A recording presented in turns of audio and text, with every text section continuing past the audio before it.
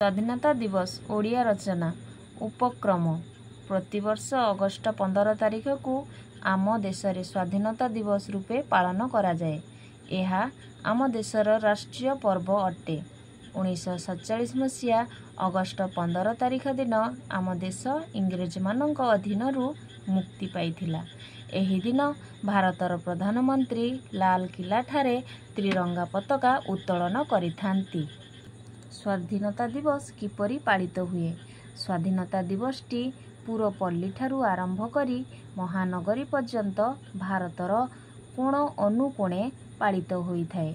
एही दिवसटी पालन करिबा अवसर रे आमे आमर जातीय पताका को उत्तोलन करू एवं गाई उठू जातीय संगीत।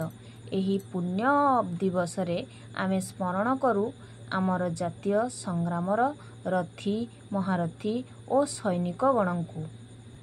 स्वाधीनता दिवस मादकता भरी जाई थाए। प्रतिटी शिक्षानुष्ठान रे पिला माने बड़ी भोर उठी नित्य कर्म शेष करी जय हिंद, वंदे मातरम, भारत माता की जय आदि स्लोगान गाई चारिआडे परिक्रमा करती। स्कूल रे प्रधान शिक्षक बा आमंत्रित कौनसी भद्र व्यक्ति पताका उत्तोलन करती। एतिकी बेले जातीय संगीत गान करा जाए।